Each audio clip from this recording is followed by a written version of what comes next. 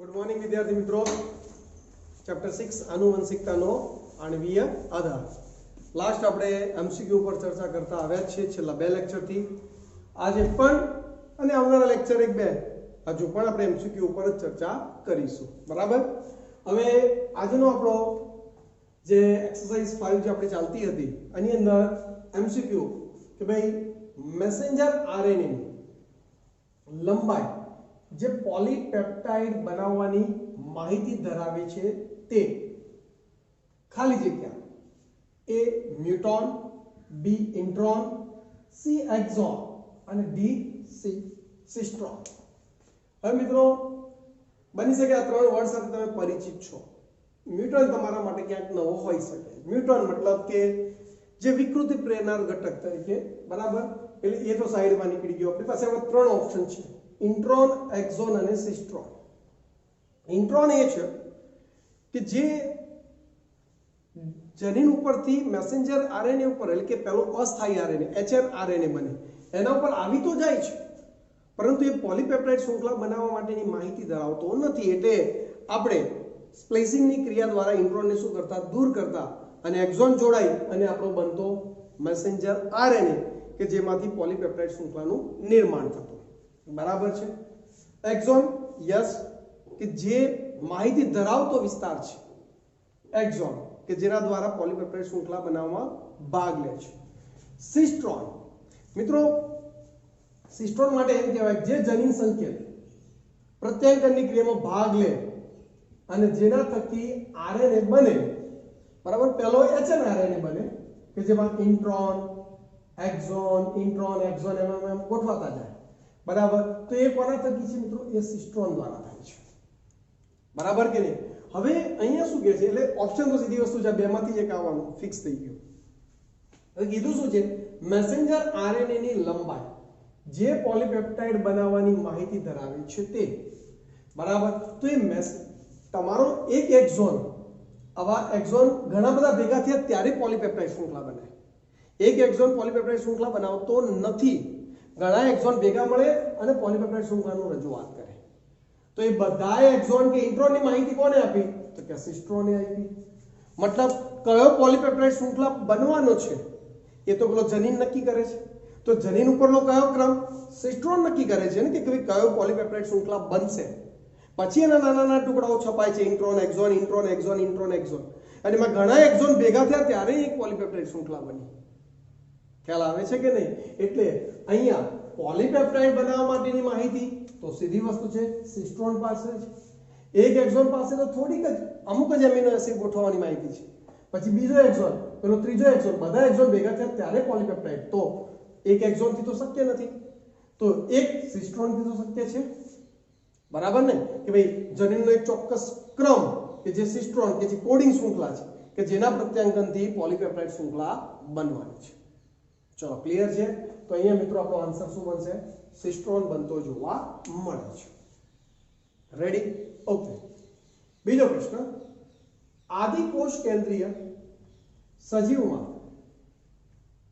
ભાષાંતર માટે જીટીપી કેમ જરૂરી છે?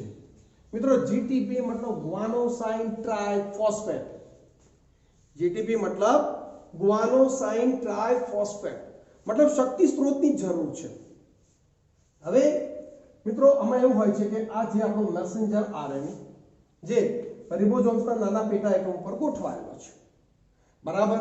હવે ટ્રાન્સફર આરએનએ જે તે એમિનો એસિડને લઈને આવતો હોય છે, બરાબર। હવે ધારો કે શરૂઆત મિત્રો મિથિયોનિનથી થાય છે।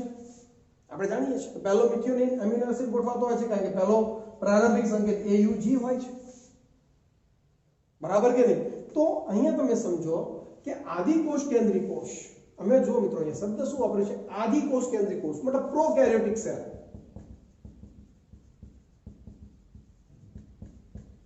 કેવો સેલ?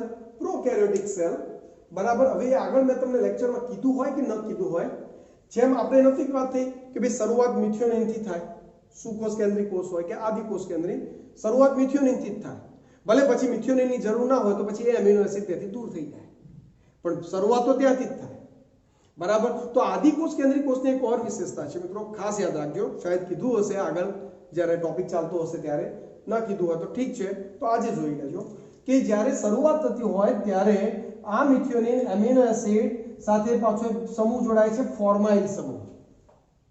કોણ જોડાય? ફોર્માઇલ સમૂહ। એટલે અહીંયા સંકુલ કેવું બને ખબર છે? ફોર્માઇલ મિથિયોનિન ટ્રાન્સફર આરએનએ। આદિકોષ કેન્દ્રીય કોષમાં જ ફોર્માઇલ સમૂહ તમે સુકોષ કેન્દ્રીય કોષમાં ઉલ્લેખ કરવાનો થતો નથી।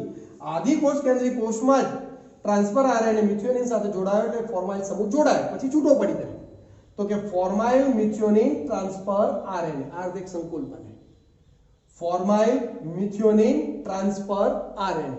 હવે આ આખા સંકુલને બરાબર મેસેન્જર આરએનએ ના ઉપર જે સંકેત છે એના આધારે એને ગોઠવવાનો છે, બરાબર, રિબોઝોમના મોટા પેટા એકમ સાથે સેટ કરવાનો છે।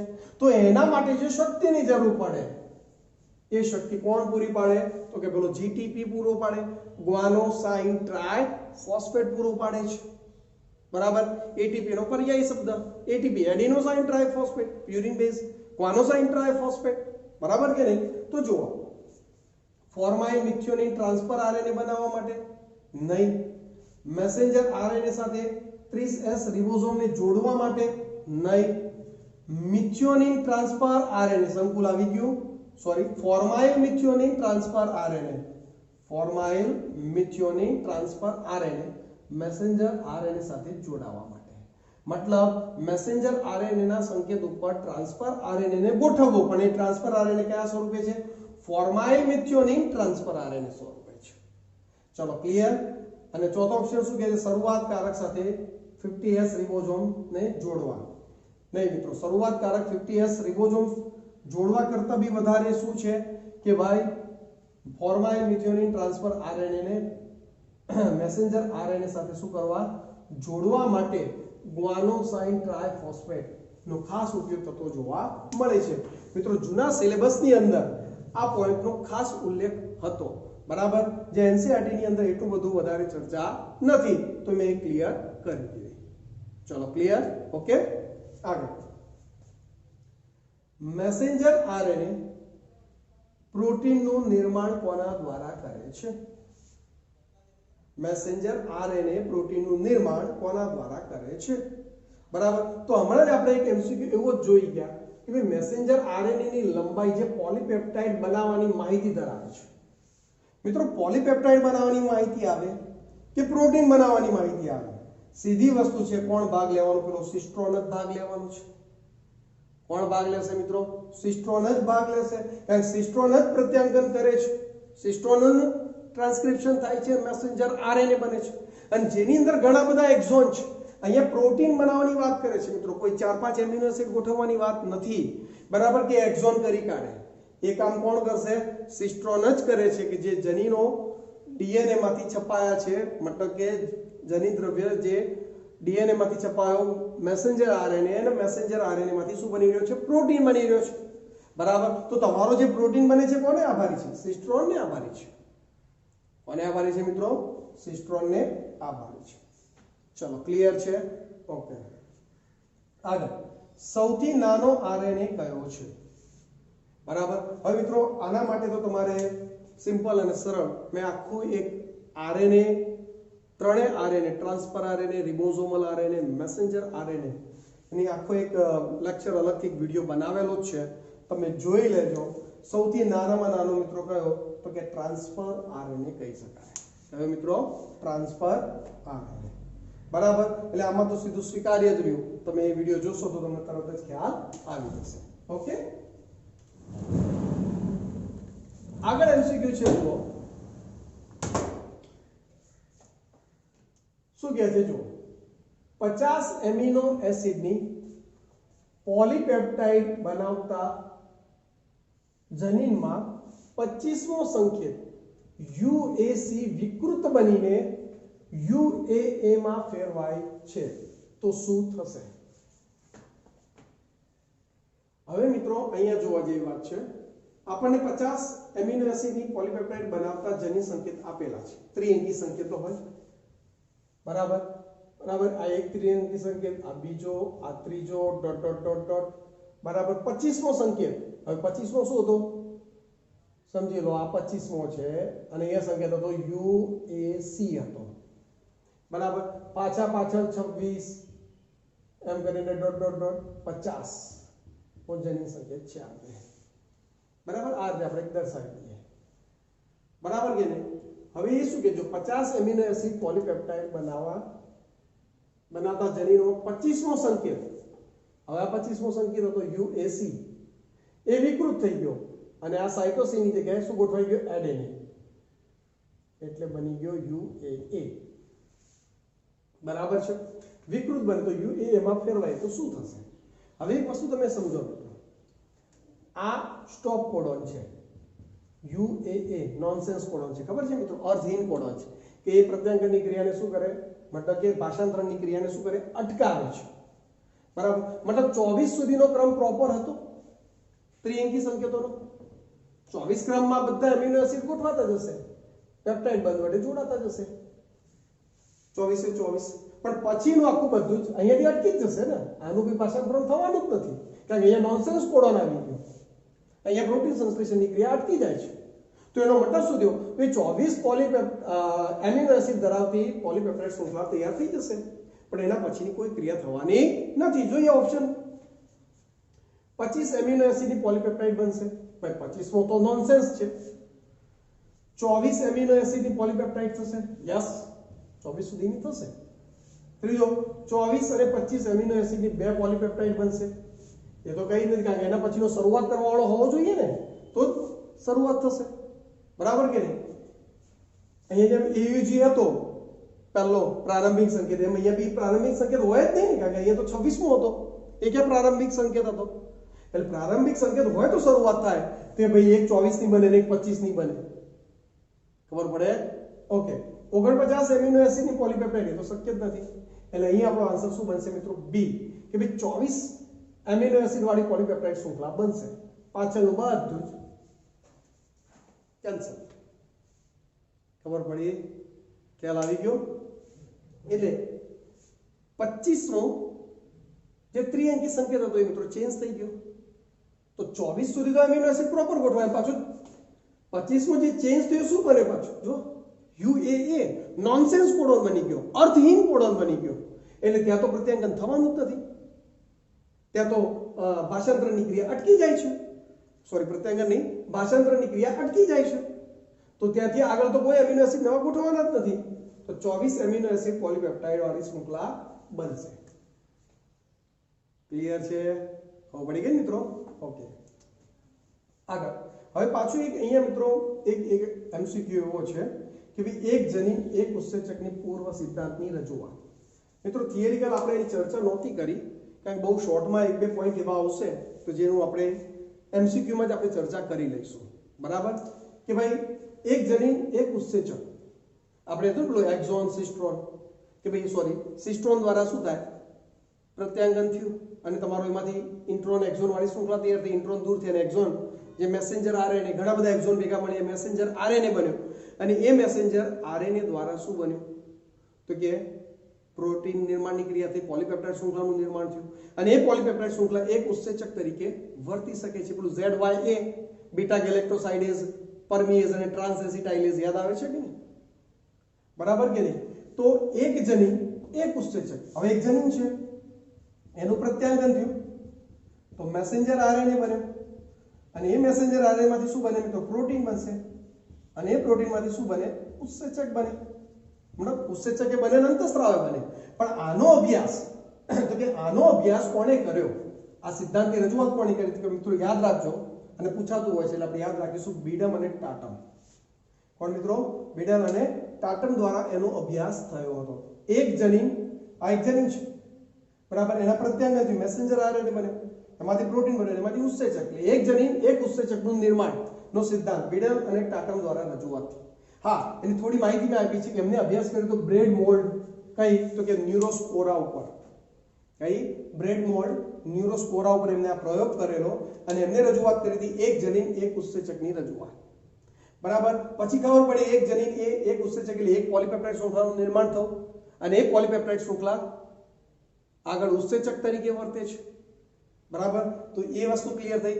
અને પછી એમાં પાછો સુધારો થયો કે ભાઈ જનીન એક સિસ્ટ્રોન, એક આખો જનીન કે જે સિસ્ટ્રોન તરીકે વર્તે, કારણ કોડિંગ શૃંખલા છે, તો કે એક સિસ્ટ્રોન એ પોલીપેપ્ટાઇડ શૃંખલાનું શું કરે, નિર્માણ કરે, એવી એક રજૂઆત થઈ. તો અહીંયા આ એક મુદ્દો મિત્રો યાદ રાખી શકો છો, બહુ ડીપમાં ટેન્શન લેવાની જરૂર નથી કે ભાઈ બીડર ટાટમ દ્વારા એક જનીન એક ઉત્સેચકનો સિદ્ધાંત, અને એ જ વસ્તુ આપણે ભણી ગયા છે. એક જનીન એક ઉત્સેચક, એક જનીન એક પોલીપેપ્ટાઇડ શૃંખલાની માહિતી આપે. પછી ખબર પડી કે જે જનીન સિસ્ટ્રોન તરીકે વર્તે છે, મતલબ પ્રત્યાંગની ક્રિયામાં ભાગ લે, એ તો પોલીપેપ્ટાઇડ શૃંખલાનું શું કરે, નિર્માણ કરે. તો આજે આપણે એક સિસ્ટ્રોન એક પોલીપેપ્ટાઇડ તરીકે આને ઓળખીએ છીએ. ચલો ક્લિયર છે મિત્રો, ખ્યાલ આવી ગયો? ઓકે, તો આન્સર શું આવશે, બીડમ અને ટાટમ. બરાબર, એક જનીન એક ઉત્સેચક પૂર્વધારણની શું મિત્રો, રજૂઆત. એના પછી અહીંયા એક પાછો એમસીક્યુ છે મિત્રો, કૂદકામય જનીનોના સિદ્ધાંત માટે નોબેલ પારિતોષિક દ્વારા ખાલી જગ્યાને સન્માનિત કરાયા હતા. મિત્રો આ પણ એક ઇન્ફોર્મેટિવ જ કહી શકાય કે એનસીઈઆરટીમાં એનું કોઈ જગ્યાએ વર્ણન નથી. પરંતુ કૂદકામય જનીન એટલે શું? આપણે જાણીએ છીએ કે આપણા અંદર 23 જોડ રંગસૂત્રો છે, અને દરેક રંગસૂત્રો ઉપર ચોક્કસ સ્થાન ઉપર શું આવેલા છે, જનીનો આવેલા હોય છે. બરાબર, તો અમુક જનીનો એવા છે મિત્રો કે જે એક રંગસૂત્ર ઉપરથી બીજા રંગસૂત્ર ઉપર જઈ શકે છે. બરાબર, તો આવા જનીનો માટે શબ્દ શું વપરાય છે મિત્રો, કૂદકામય જનીનો તરીકે એમને ઓળખાય છે. બરાબર, પણ એટલું ડીપમાં ખાસ પૂછાતું નથી, પણ એ એમસીક્યુ છે તો તમારી સાથે ચર્ચા કરી લીધો. અને યસ, એ જે આપવાવાળા વૈજ્ઞાનિક છે બારબારા મેકક્લિન્ટોક, કયા છે મિત્રો, બારબારા મેકક્લિન્ટોક, જે ખરા એમને આ કૂદકામય સિદ્ધાંત જનીનોના સિદ્ધાંતની રજૂઆત કરીને એમને નોબેલ પારિતોષિક પ્રાપ્ત થયો. ચલો ક્લિયર? ઓકે, આગળ નીચે આપેલામાંથી, અચ્છા મિત્રો અહીંયા એક્સરસાઇઝ 6 શરૂ થઈ ગઈ છે. નીચે આપેલામાંથી કઈ એક વ્યાખ્યા અથવા નામની જોડ સમાન અર્થ દર્શાવે છે, સમાન અર્થની વાત કરે છે? પહેલો એક આપ્યો છે જનીન પૂલ જીનોમ. મિત્રો જનીન પૂલ ચેપ્ટર નંબર 7 ઉદ્વિકાસ સાથે સંકળાયેલો શબ્દ છે. બરાબર, જનીન પૂલ એટલે આપણે એમ કહી શકીએ કે આજુબાજુના લોકો, મતલબ કોઈ એક વસ્તીની અંદર વસવાટ કરતા સજીવોની જનીનોની કમ્પેરિઝન કરવી એટલે એને જનીન પૂલ કહે છે. અને જીનોમ એટલે આપણા વ્યક્તિગત, જે તે વ્યક્તિની અંદર રહેલા જનીનોનો કુલ ટોટલ એટલે જીનોમ કહે છે. એટલે બંનેનો મતલબ શું થાય, અલગ અલગ થાય છે. બરાબર, જેમ કે મારી અંદર 23 જોડ રંગસૂત્રો, તો એ જીનોમ થઈ ગયો કે ભાઈ જીનોમની અંદર 23 જોડ રંગસૂત્રો બધા જ આવી ગયા, 2.2 મીટર લંબાઈ વાળો ડીએનએ આવી ગયો. પણ જનીન પૂલ એટલે ઘણા બધા સજીવોની જનીનોની કમ્પેરિઝન કરવામાં આવે છે. તો બંનેનો મતલબ શું છે, અલગ અલગ છે. સંકેત અને જનીન. મિત્રો જનીન સંકેત ત્રિઅંકી હોય છે, મેસેન્જર આરએનએ ઉપર આવેલા છે, જ્યાં જનીન તો એક લાંબી શૃંખલા છે જેના ઉપર ઘણા બધા ન્યુક્લિયોટાઇડની શું થયેલી હોય, ગોઠવણી થયેલી જોવા મળે છે. ચલો એક એ વસ્તુ ક્લિયર, તો એ પણ નથી, બે અલગ અલગ મતલબ છે. સિસ્ટ્રોન અને ટ્રિપ્લેટ. બરાબર, સિસ્ટ્રોન ઓકે, પ્રત્યાંગની ક્રિયા, ટ્રિપ્લેટનું કોઈ ખાસ એટલું આપણને આપણા એનસીઈઆરટી કે આપણા કોઈ વર્ણનમાં ખાસ છે નહીં. ડીએનએ ફિંગરપ્રિન્ટિંગ અને ડીએનએ પ્રોફાઇલિંગ. મિત્રો આપણું ડીએનએ ફિંગરપ્રિન્ટિંગ અને તો આપણું શું છે, ડીએનએ પ્રોફાઇલિંગ છે. આપણે એ કહ્યું કે સિગ્નેચર, ડીએનએ સિગ્નેચર કહેવાય, પેલું variable number of tandem repeats. બરાબર, કે એના આધારે તો આપણી પ્રોફાઇલ તૈયાર થાય છે, એના આધારે તો આપણી ઓળખ વિધિ થઈ શકે છે. તો ડીએનએ પ્રોફાઇલિંગ એ જ આપણું ડીએનએ ફિંગરપ્રિન્ટિંગ છે. તો આ બંને મતલબ શું છે મિત્રો, સમાન છે. તો અહીંયા આપણો આન્સર શું બનશે, ડી બનતો જોવા મળે છે. ચલો ક્લિયર છે, ખ્યાલ આવી ગયો?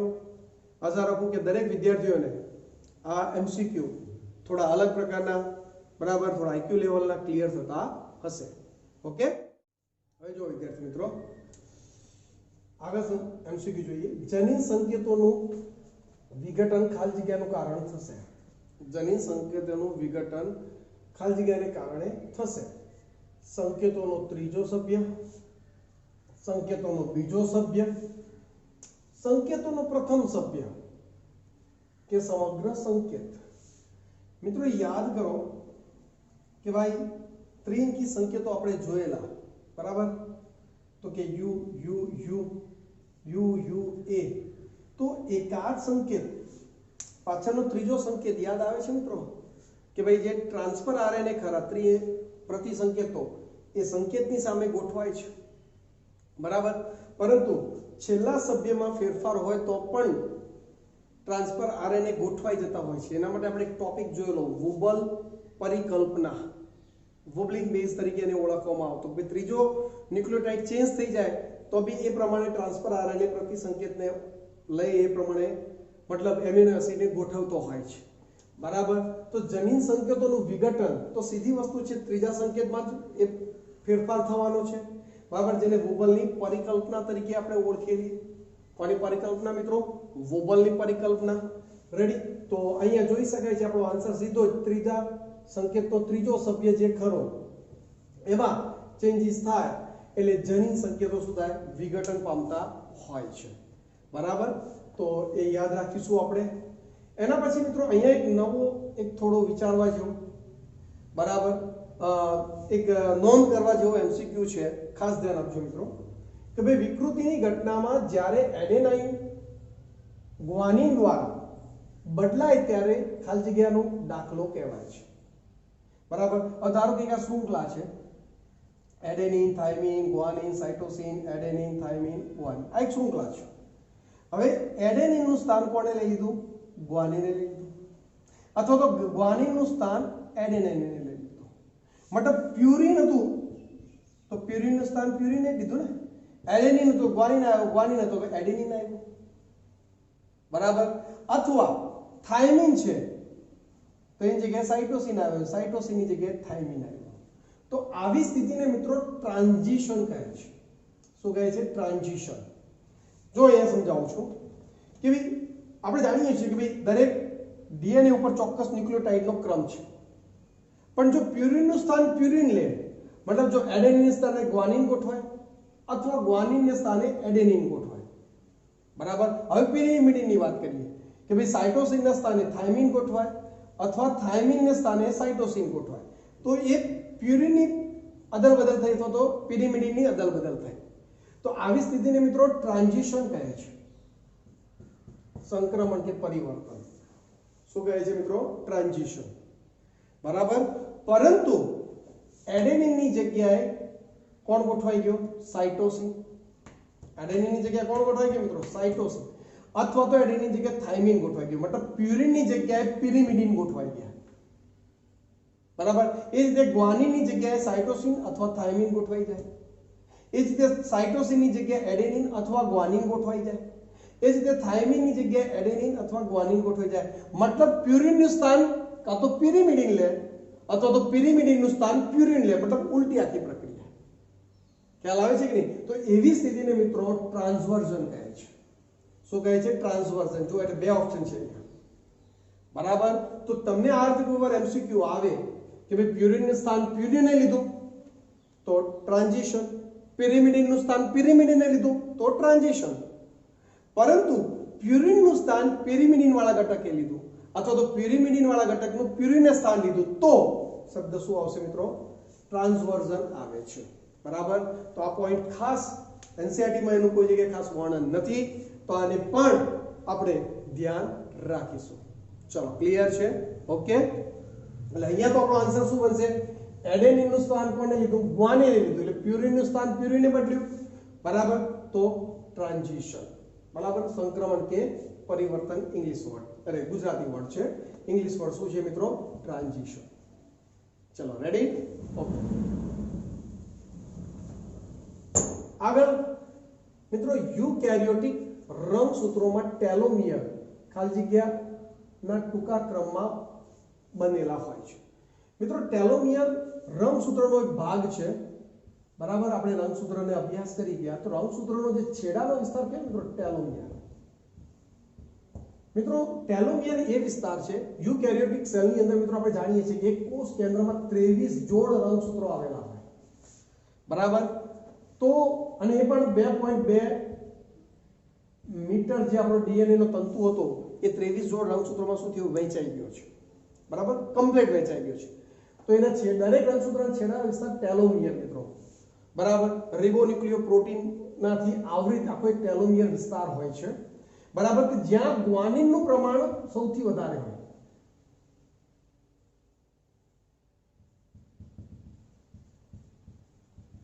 કોનું પ્રમાણ મિત્રો? ગ્વાનિનનું પ્રમાણ સૌથી વધારે હોય છે. મિત્રો ટેલોમિયર્સનું એક પોઈન્ટ એ છે કે ગ્વાનિનની રીચતા, ગ્વાનિનનું વધુ પ્રમાણ, આ રંગસૂત્રોને તો શું થાય, બધા જ એડેનિન, થાઇમિન, ગ્વાનિન, સાઇટોસિન એ પ્રમાણે સેટ થયેલા હોય. બરાબર, તો બની શકે કે 23 જોડ રંગસૂત્રો શામાંથી બનેલા? 2.2 મીટર લાંબા તંતુમાંથી બનેલા. તો બની શકે એકબીજા સાથે જોઈન્ટ થઈ જાય. તો ટેલોમિયર વિસ્તાર આ રંગસૂત્રોને એકબીજા સાથે નજીક આવતા રોકે છે, ચોંટી જતા રોકે છે. બરાબર, તો ટેલોમિયર્સ એટલે રંગસૂત્રોના છેડાનો વિસ્તાર, રિબોન્યુક્લિયોપ્રોટીન વાળા ઘટકોની હાજરી છે ત્યાં, અને ગ્વાનિનની માત્રા સૌથી વધારે છે. અને આપણે એમ કહી શકીએ કે બે રંગસૂત્રોને ટચ થતા રોકવામાં ટેલોમિયર સૌથી અગત્યનો ભાગ ભજવે છે. બરાબર, અને હા, વૃદ્ધ વ્યક્તિમાં ટેલોમિયર્સનો વિસ્તાર થોડો વિઘટન પામતો હોય છે, ટૂંકો થતો હોય છે. બરાબર, એનાથી વધારે બહુ ડીપમાં જવાની જરૂર નથી. તો શું કહે છે જુઓ, થાઇમિનથી સંતૃપ્ત પુનરાવર્તિત, મેં હમણાં જ કીધું થાઇમિન નથી મિત્રો, કોણ છે? ગ્વાનિન છે. તો અહીંયા સાઇટોસિન, એડેનિન નહીં, કોણ છે? ગ્વાનિનથી સંતૃપ્ત પુનરાવર્તિત ભાગ છે.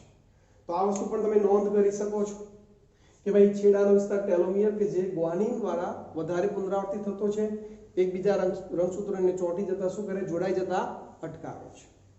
ચલો ક્લિયર? તો એ થયો ટેલોમિયર્સ.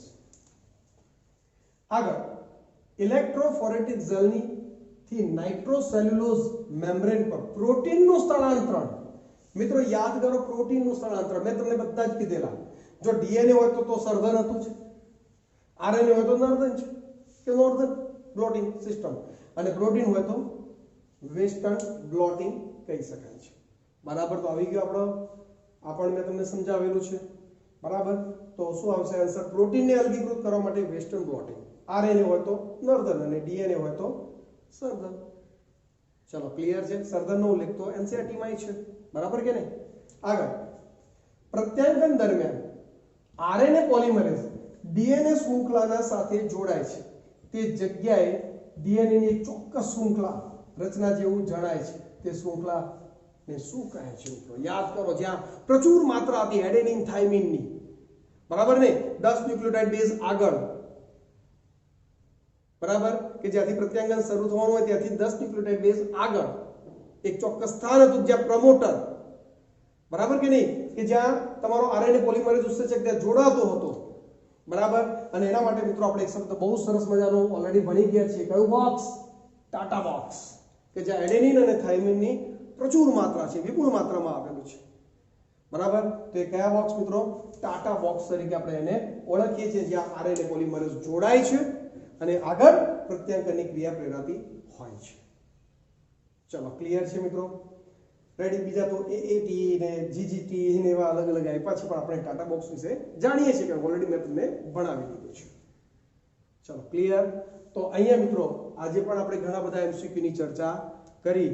બરાબર, આશા રાખું કે દરેક વિદ્યાર્થીઓને આ એમસીક્યુ ક્લિયર કટ થઈ ગયા હશે. ઓકે.